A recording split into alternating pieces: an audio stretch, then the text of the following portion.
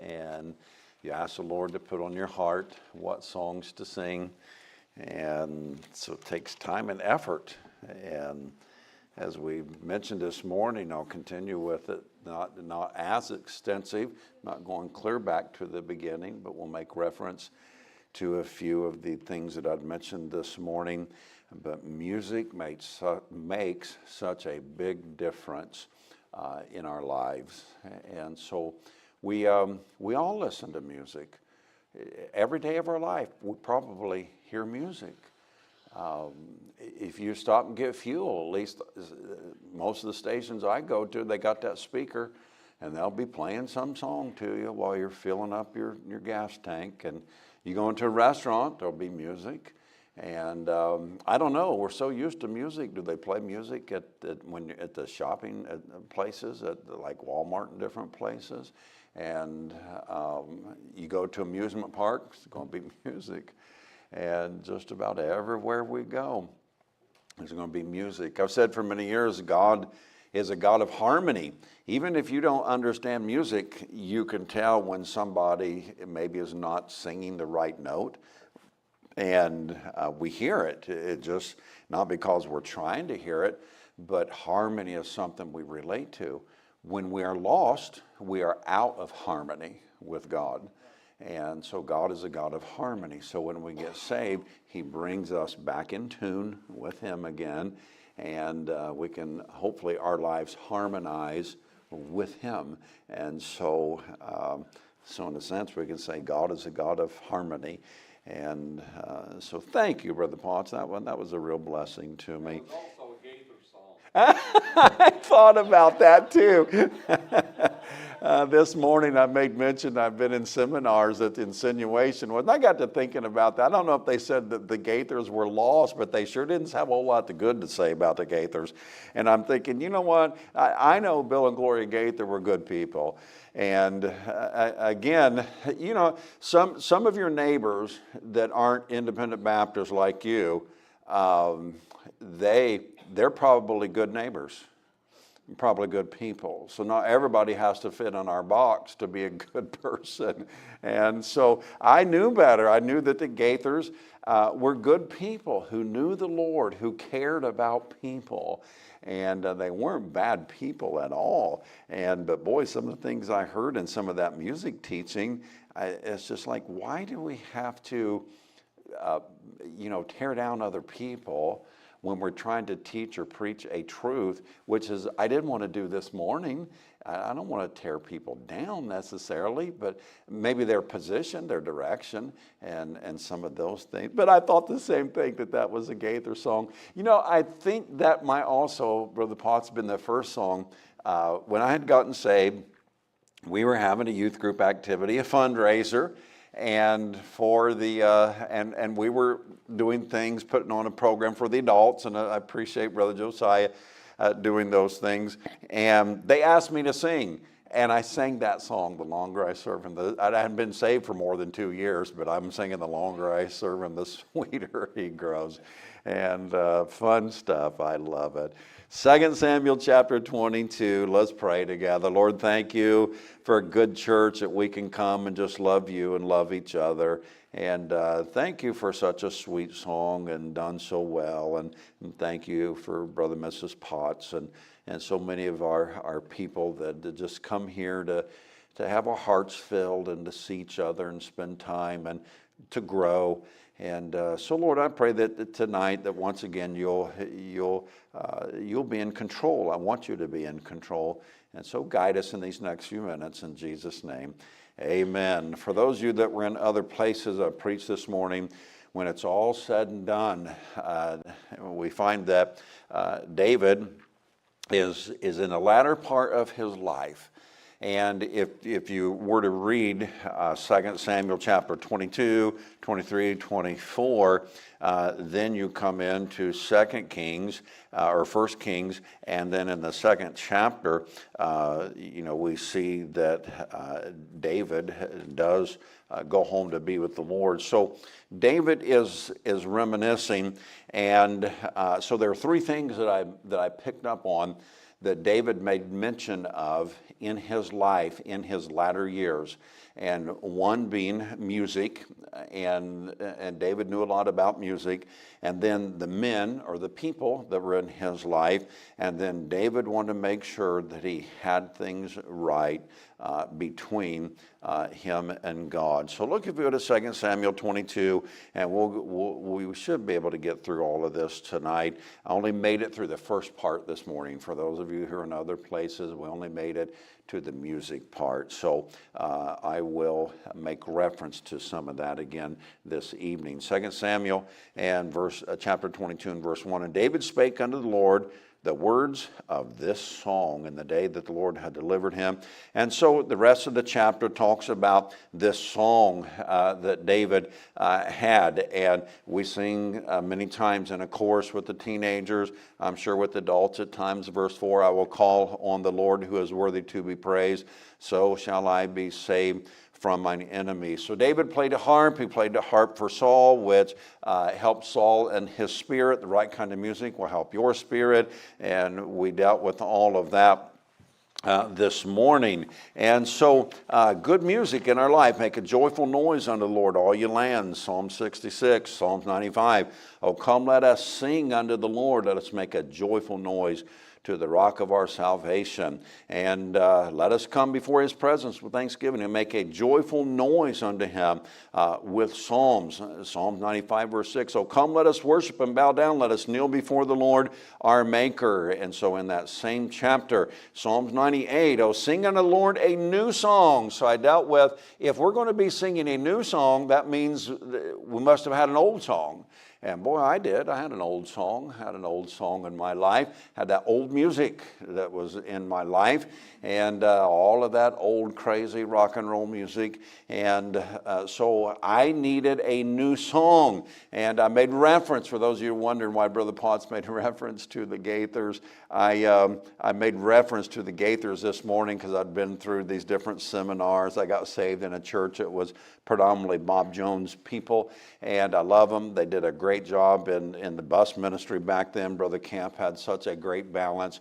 But they were a little bit more on with their music, with the opera style type music, real refined.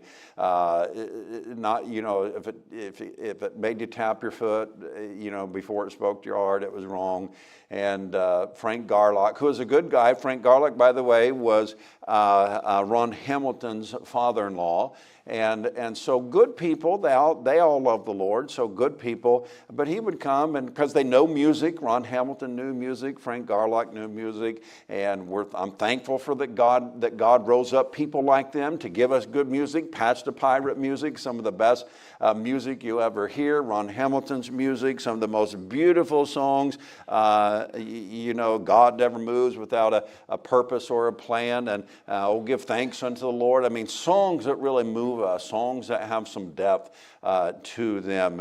And Miss Lori sang a song this morning by Ron Hamilton. And so, boy, God raised that family up to make a difference in the music in the Christian world. And so I needed to have a new song. And Psalm chapter 40, if I waited patiently for the Lord, he inclined unto me and heard my cry.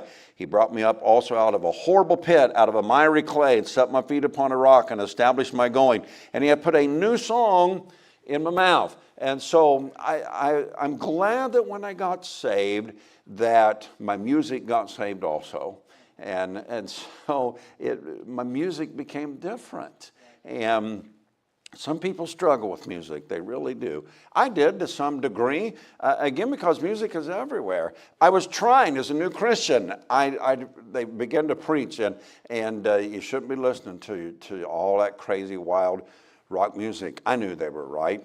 Some of the things that I gave this morning, and some of the things you need to remember, that when it comes to looking at the kind of music that you listen to, you got to consider the artist and their lifestyle. Well, the people back then, before I got saved, all those rock and roll people, freaky looking people, wild people, the places they went, the things they said, the philosophies they taught was wrong philosophy. It was contrary to the things of God. And I knew knew that. I knew that. And so I began trying to change my music, but it was a struggle. And so I say a struggle. I wanted to please the Lord. I really did. And so you go through your progression. And the truth is, somebody asked me a week or two ago, somebody didn't know me. We were just talking about music and what's your favorite kind of music? And I said, gospel music, hymns, church music. Really? That's your favorite kind of music? I said, absolutely. That's my favorite kind of music.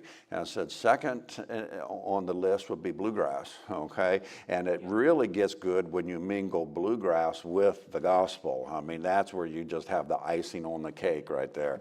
And so music, music, it'll make a difference in your life. The atmosphere that the music is played in. So once again, young people, you got to ask yourself, the kind of music you listen to. If you listen to rap music, look at the people that do that kind of music. And so the atmosphere of where that music is played, and I got into a little bit of the country music, and just I jokingly have said, I didn't say it this morning, but I was raised on country music, and all these country music stars that we go see, I tease from time to time and say, well, we know all those country music people know the Lord.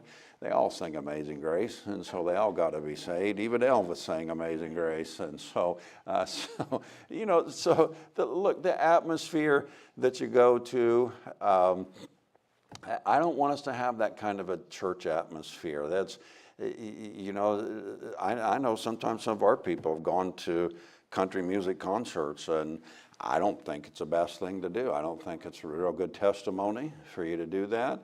And then if you're going to do it, at least you ought to try to do it in secret. Why post it on Facebook, so everybody's going to know about it. And I remember the first Southern Gospel concert I went to. I wasn't about to do it. We were in West Virginia, and I said, I'm not about to go to one in West Virginia. We traveled 2 hours to Ohio so I could send out of town. And so, that's the first time we ever heard the Bishops. We didn't even know who the Bishops were. And oh man, I fell in love with just the way they sang, and Brian Free, and I don't like his music now, but back then it was more conservative, and boy, it spoke to my heart. Wonderful Grace of Jesus. They came out on the platform, sang that song all around the microphone. Very first song they did. Autumn and myself and Hannah, the three of us went. I don't even think Jordan was born yet, and so we went and they came out and stood by that microphone, started singing a Wonderful Grace of Jesus, and I'm thinking, this is too good to be real. There's no way anybody can sing that good and without it being recorded and dubbed and all of that kind of stuff. I was in awe, to be honest with you. I was in awe. I could not believe somebody could be that good singing the words of God. It amazed me. And I'm there as a critic. I'm supposed to be there, trying to prove this is wrong. And to be honest, Autumn was struggling with her music. Hannah was probably a little bit too young to be worrying about it, but she still understood what music was and what it was about. But now I'm chasing a whole bunch of rabbits here, and I'm telling you, we were captivated. I think we bought just about every CD that they had, or was it cassettes back then? It was cassettes, so it was cassettes. And so here I go as a critic, and thinking, when we finish with this, our girls are going to see this is horrible music. And man, I'm in the middle of this thing. I'm crying and carrying on. And it's like, man, I just can't believe how this is affecting my heart. And so, look, how good music moves you. It really does. And so, but we didn't have anybody dancing around, didn't have anybody, like I'd mentioned earlier in Exodus chapter 32. And the atmosphere was a better atmosphere. The artists, they know the Lord. And again, I know this is all up for interpretation. I've heard it some guy, the reason why that guy sings so low is because he smokes. I've heard things like that through the years, and so it's like, Maybe he does, I don't know. But I guess on the other hand, I've known of church members that smoke, but they're still saved. And we've had work days and their cigarettes fall out their pocket, and it's like, wow, I had it happen here. We had a fella helping us. It wasn't Brother Howard, so that you know, okay? These people no longer come to our church, but they're working on something in the bathroom. And I didn't know they were in his pocket, and he leaned over to fix on something, and a pack of cigarettes fell out. And he got so nervous, he said, right here in our church. And so he got so nervous. Oh, I had a friend in the car with me the other day, and these are his, and I picked them up so I could take them to him. I didn't want to forget. And I'm thinking, you're digging your hole a whole lot deeper right now. So, look, y'all, the interpretation of all of this stuff, the point I'm making to you, want to make to everybody tonight, music makes a difference in your life. The atmosphere makes a difference. The artist who's doing the singing makes a difference. The actions that it produces, you can tell what kind of music it is. And I made reference, if we came to church and didn't sing any songs, it would be a dead service. You mentioned in Sunday school a few weeks ago about a movie. Have you ever tried to, you notice all movies have music? And even silent movies have music. Could you imagine watching a silent movie with no music?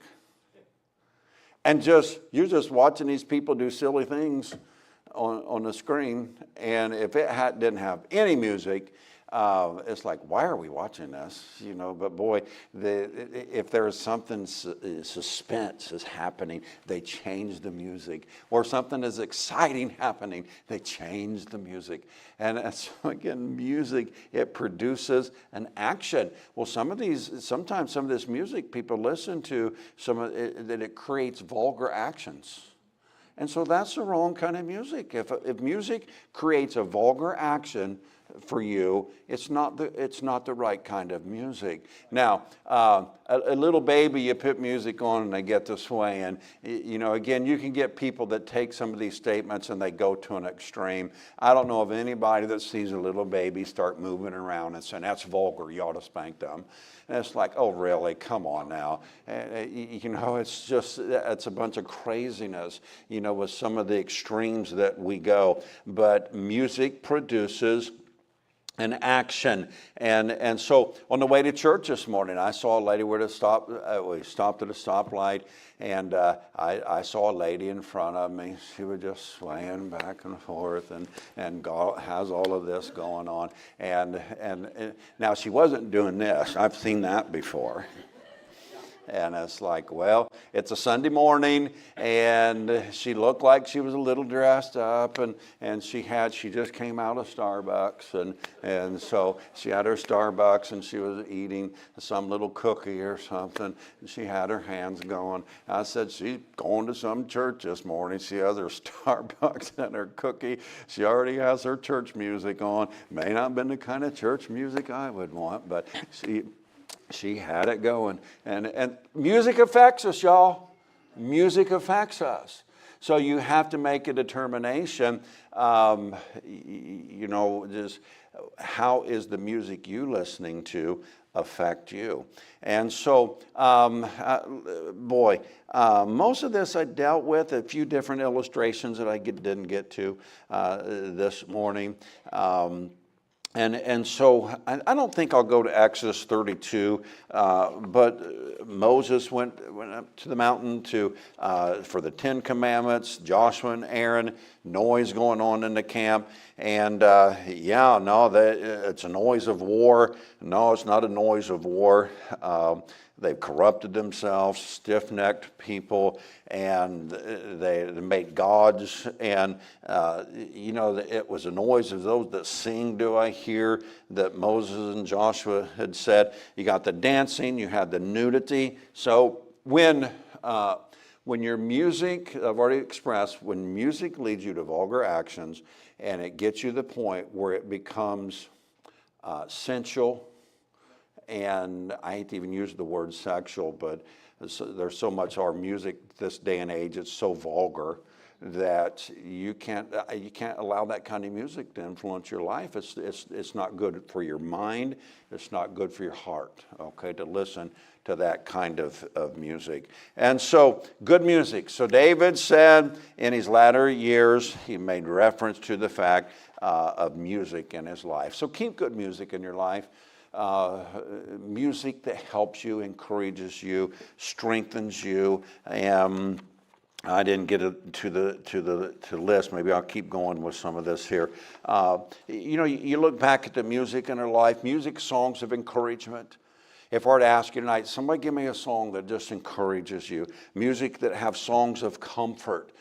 We come to a funeral, and we almost always have songs of comfort at a funeral. There's a land that is fairer than day. And by faith we can see it afar, for the Father waits over the way to prepare us a dwelling place there. In this sweet by and by we shall meet on that beautiful shore. In that sweet by and by we shall meet on that beautiful shore. Beulah land, I'm longing for you, and someday on thee I'll stand. There my home shall be eternal. Beulah land, sweet Beulah land. I'm kind of homesick for that country, the song says. Another song, just think of stepping on shore, finding it heaven, touching a hand and finding it God's breathing new air, and finding it celestial, of waking up in glory and finding it home. Boy, those are the kind of the songs that encourage us and strengthen us, especially during a time of loss when our hearts are so heavy. Oh, they tell me of a home far beyond the skies. Oh, they tell me of a home far away. Oh, they tell me of a home where no storm clouds rise. Oh, they tell me of an unclouded day. Oh, the land of cloudless day. Oh, the land of an unclouded day. Oh, they tell me of a home where no storm clouds rise. Oh, they tell me of an unclouded day. Songs of comfort, songs of victory. There were times that Gideon says, when the trumpet blows, we're going to war. And so just different songs that were used for different times. Victory in Jesus and songs like that. There's those victory songs. Songs of confirmation, that we sing a song and it backs up maybe a doctrine that we believe. Songs on prayer backs up what we believe in our prayer life. Sweet hour of prayer. I love the come to the garden alone, and 'tis so sweet that the birds hush their singing. And so what a beautiful line. Farewell, farewell, sweet hour of prayer. Why, this robe of flesh is going to drop and we'll rise. And then while we're fleeing through the air, we'll say farewell, farewell, sweet hour of prayer. Those things that back up our doctrine that we'll believe, our prayer life and the soul winning and everyone reach one, and just songs that come to my heart and throw out the lifeline and just songs on soul winning, the Bible, the Bible. Yes, that's the book for me. Stand alone on the Word of God. The Bible. And, I've read the back of the book and we win. Okay, so just all of these songs that back up our beliefs, songs of the rapture and songs about heaven that I've already mentioned, and all of these songs that just influence our lives. So keep good music in your life. And then David said in the next chapter, in chapter 23, David's getting ready to die, and we'll go through this quickly. Now these be the last words of chapter 23 and verse 1. Now these be the last words of David. It's in this chapter that David mentions the mighty men in his life in verse 8. These be the names of the mighty men. And so another thing that David did in his life, towards the end of his life, when it was all said and done, he made reference to the music and he made reference to the men that were in his life.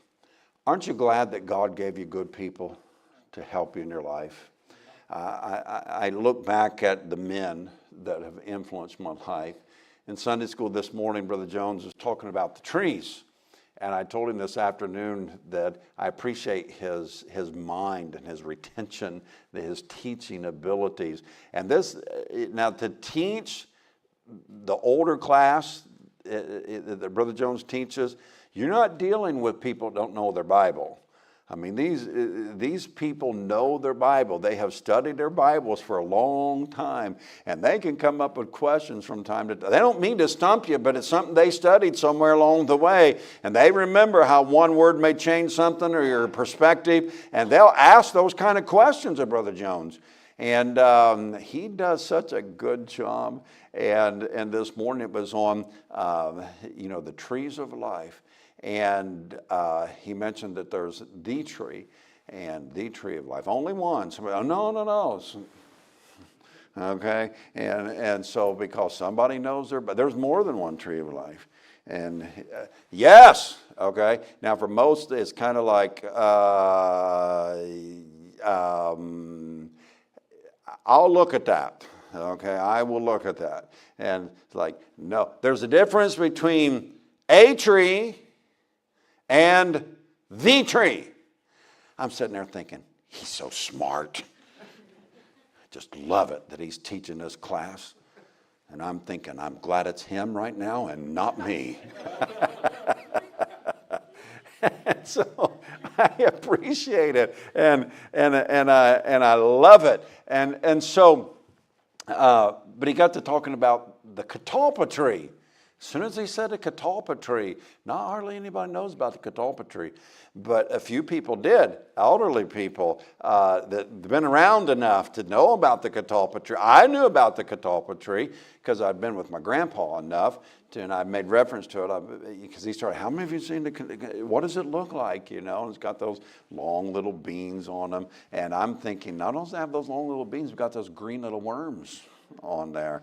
And looked like a caterpillar, but those green worms. Then Brother Potts gave some things about the catalpa tree. And I said, yeah, I know what they are, because I used to go in Arkansas, when we go fishing there in Arkansas, and we go get the catalpa worms. We'd use the catalpa worms to catch bluegill. Then we'd take bluegill, and we put the bluegill on the trot line so we could catch a big catfish. And so from the catalpa tree to a little green worm to a perch to a big catfish. And so that's the conversation that we have. I thank the Lord for my grandpa. Grandpa taught me how to fish. I was on a fishing bank one day, had my pole out, and I had the line down. We were carp fishing, had the line down, a little piece of dough ball on my line, and so that when the fish hits it, that little dough ball will take off moving. I had an old fella come up one evening, stood behind me and Joshua, and he just stood there and looked at us for a little bit. How are you today? Doing fine. Y'all catching it? Yeah, we're having fun. I don't know how many we caught today. And then he says, where'd you learn how to put that dough ball on your line? I said, well, I learned that from my grandpa. I thought so. He said, young people don't know stuff like that. And I said, yeah, you're right. My grandpa taught me that. And so hunting, bird hunting, and rabbit hunting. I don't know how many fields I'd been in with my grandpa, how many riverbanks, and creeks looking for crawdads. And Grandpa loved to tease. And we were picking mulberries one day, and I was with Grandpa, and we were picking mulberries. Hey, Gary, he said, go over there. There's a lot of mulberries over there under that bush. And I said, okay. So I go over, I get under the bush, and I jump back. I said, Grandpa, there's a huge snake under that bush. My grandpa already knew that. And he was sending me over there because he saw that snake. He knew it was a snake that wouldn't hurt me. But to me, any snake will kill you, okay? And so I don't want to be around him. And so he just laughed. I remember the day asking Grandpa about his salvation. You heard me talk about it.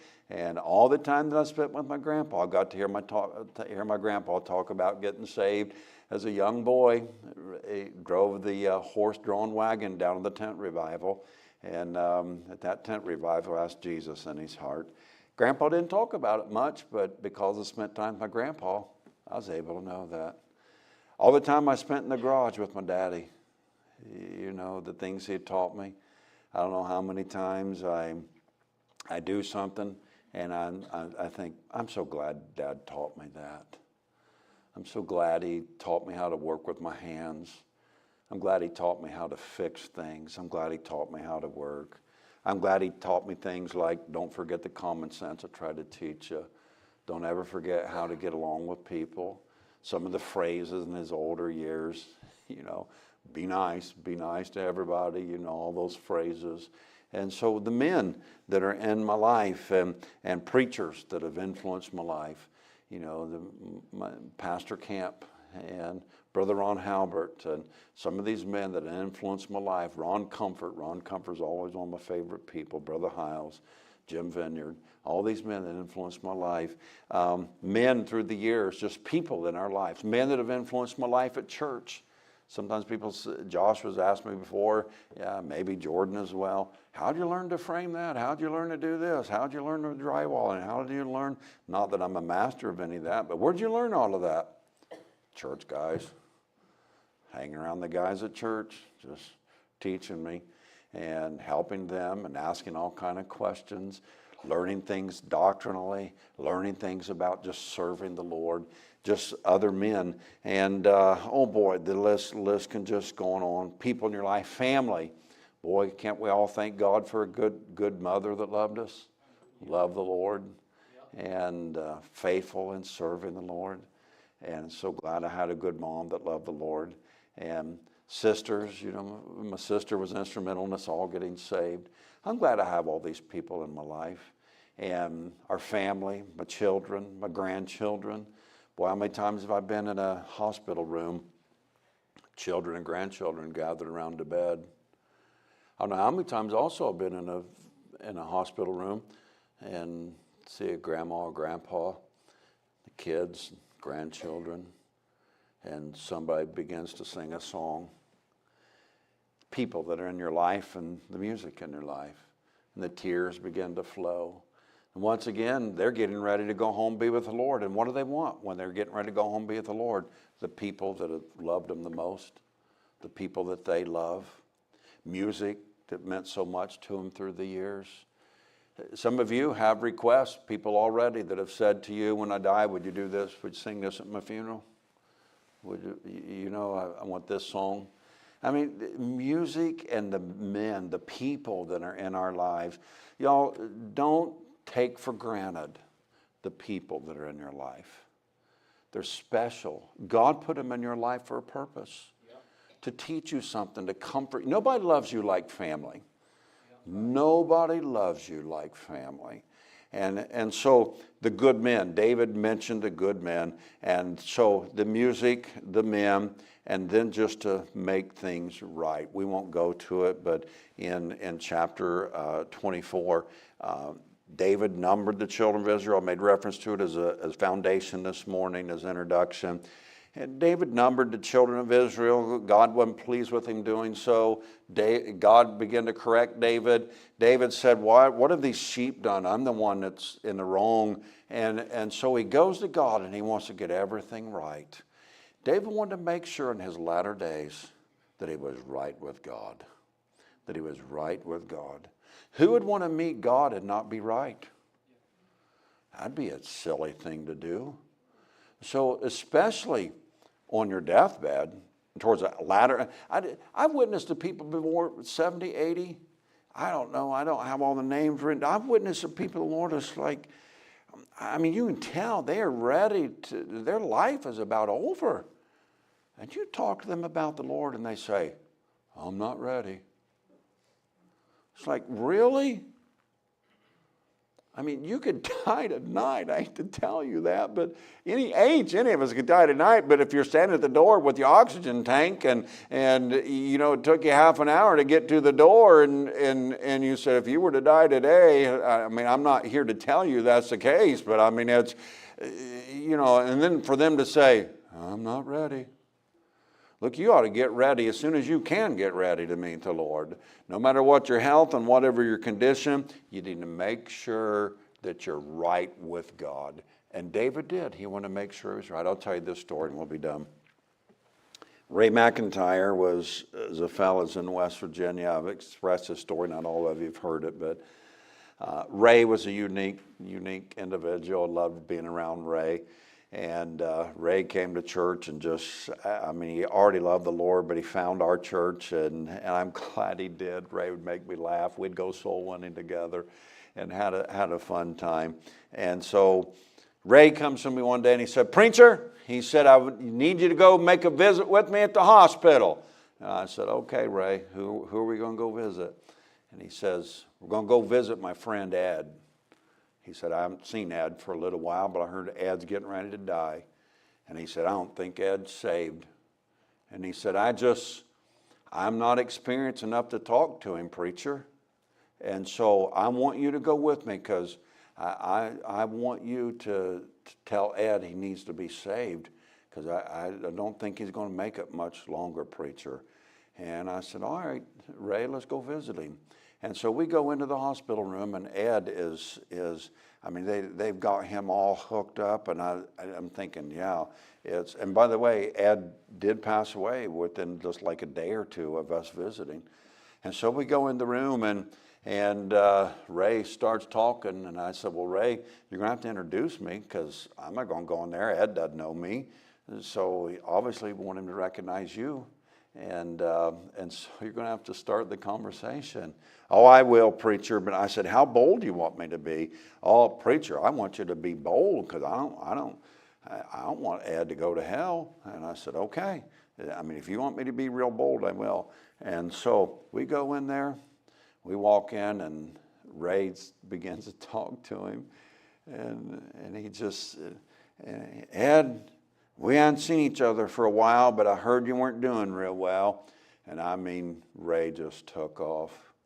"Been a long time since we've seen each other. My life's a lot different, Ed, than it used to be." He said, I got saved, and boy, God just turned my life around. I know, Ed, that when I die, I'm going to go to heaven."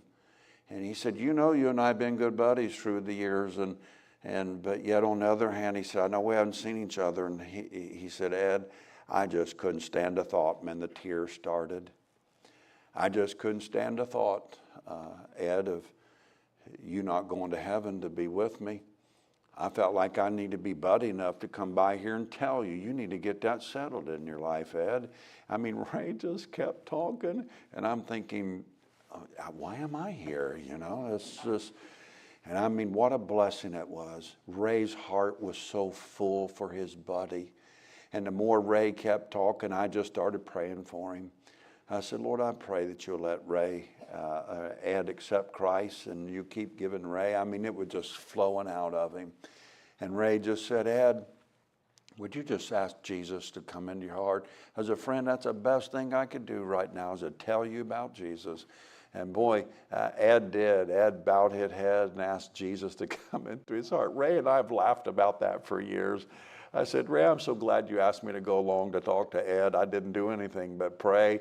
And what a blessing it was to see somebody that had such compassion for one of his friends that needed to be right before their life was over. You need to make sure that you're right.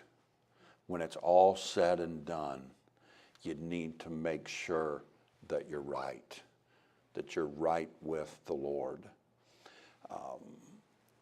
Most of y'all know that it's not something that I've hidden necessarily, but I've been helping Fairhaven from time to time, Fairhaven Funeral Home. They'll call me. I'm doing a funeral there this Thursday, conducting a funeral, somebody that I don't know. This lady is 83 or 84 years of age. And I've talked with the family, getting information. But I don't know how many times I've gone there and I've seen young people in caskets. I've seen older people in caskets. I've seen people that you can tell that it was so unexpected, they weren't anticipating. I've seen people go, and all the things that I've said here tonight, and the music and the men, and making sure that things are right.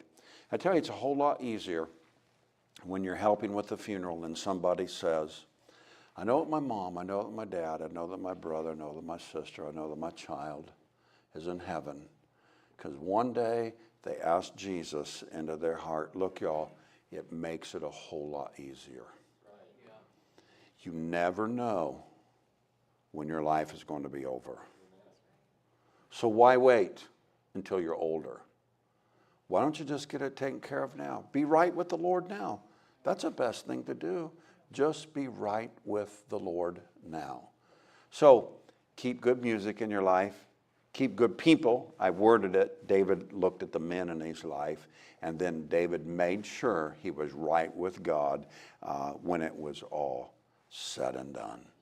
All right, let's have a word of prayer. Lord, I pray that you'll help us to look at these things in our life and to make sure we're right with you. I'm so thankful for the people that you've allowed to be in my life.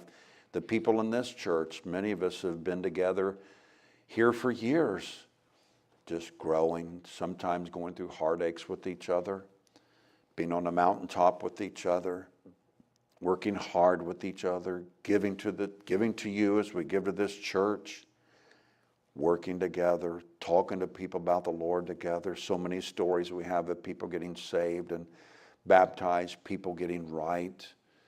We're so thankful. Thankful for the music, thankful for the men, the people, the ladies, the teenagers, all ages. We're thankful for that. We're thankful that we have a place that we can come to and evaluate our lives and just make sure that we're right. Thank you for a sacred place. We thank you for the way you've used the services even today. In Jesus' name, amen. Let's all stand. We'll have